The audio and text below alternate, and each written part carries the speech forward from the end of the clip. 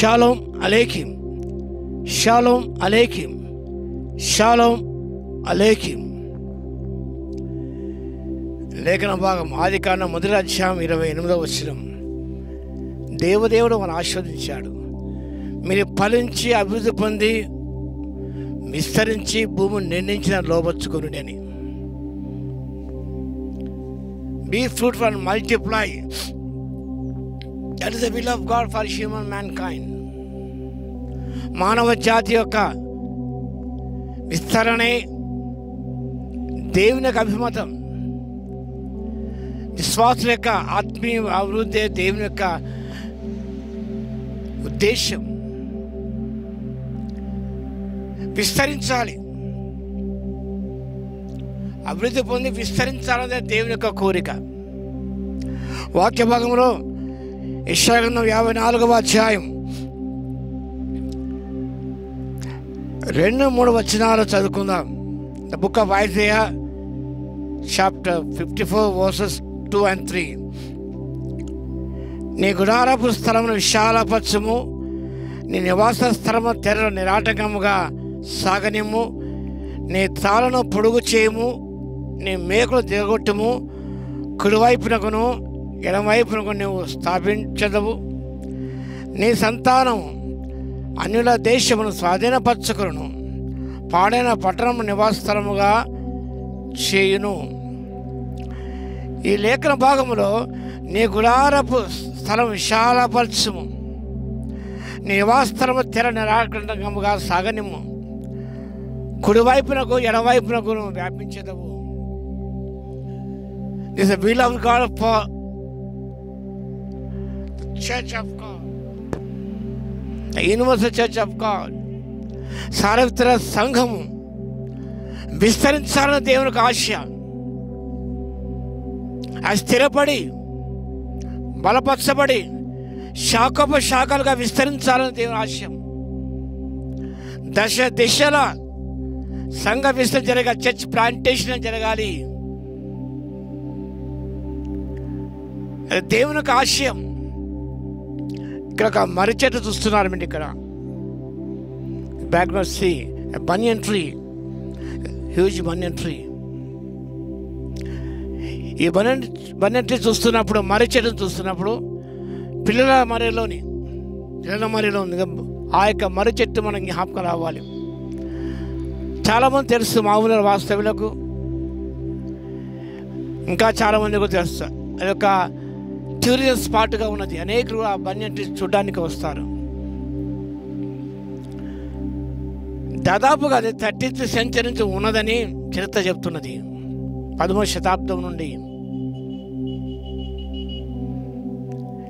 8 సంవత్సరాల పైన అయిపోయినది.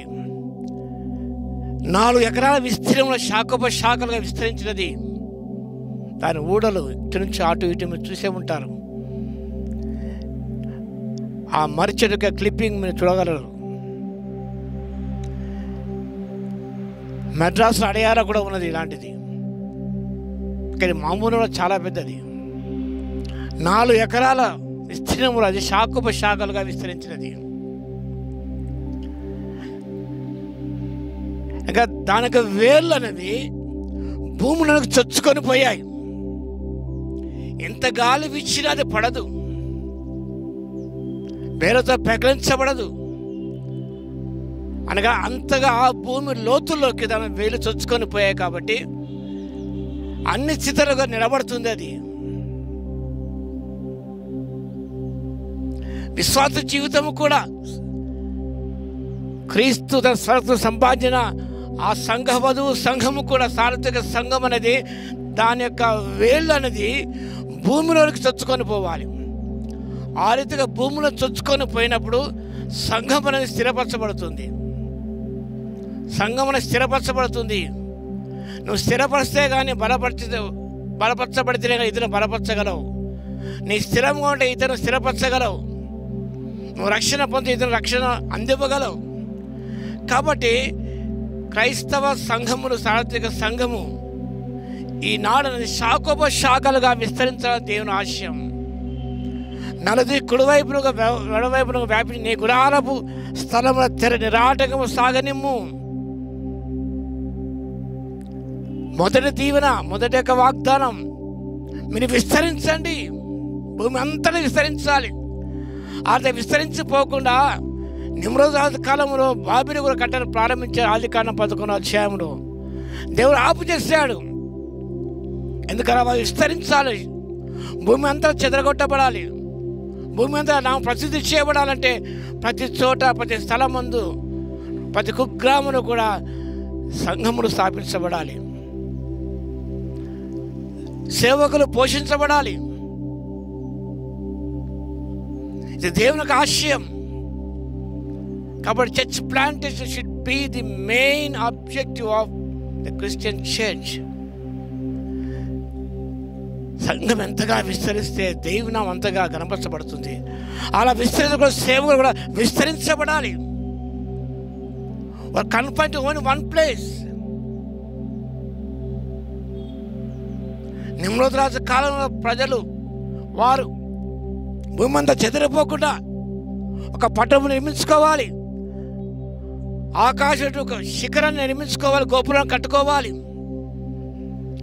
Let us convert to this place. God thought at there, God-centered or God-defined objectives. భాష తారుమారు చేసి నిలుపుదల చేశాడు, అన్న చెదరగొట్టాడు. కాబట్టి ఈయన క్రైస్తవ సంఘం అనేది మన వరకే పరిమితం కాకూడదు, ఒక స్థలానికి, ఒక జిల్లాకే పరిమితం కాకూడదు. It must expanded. అది విస్తృతంగా విస్తరించబడాలి, శాఖలుగా. సంఘ విస్తరణ జరిగినప్పుడు విశ్వాసులు బలపరచబడతారు, స్థిరపరచబడతారు. ఇంకా వారి ద్వారా మరొక స్థలమునకు, ఈ రీతిగా భూమి అంతటా కూడా ప్రభునామం అనేది మారుమ్రోగాలి. అపొస్తలుల సంఘానికి రాస్తూ మొదటి పత్రిక 1వ అధ్యాయం, మీ విశ్వాసం అనేది సర్వలోకమంతా కూడా వినిపించబడింది. Rang throughout the world. కాబట్టి ఇక వాగ్దానం సంపూర్ణంగా నెరవేర్చే దేవుడే ఉన్నాడు. నీవు కుడివైపునకు ఎడవైపున వ్యాపించదవు. కర్పీలారా, మన వ్యక్తిగత జీవితాలు కూడా అక్కడికే పరిమితము కాకుండా, ఒకరికే, ఒక కుటుంబానికి పరిమితం కాకుండా, నీ జీవితం అపరిమితమైనది. నేను నీ కుటుంబానికి మాత్రమే కాదు, నువ్వు ప్రభు చెప్పిన మాట, I'm the light of the world. మీరు లోకానికి వెలుగే ఉన్నారు.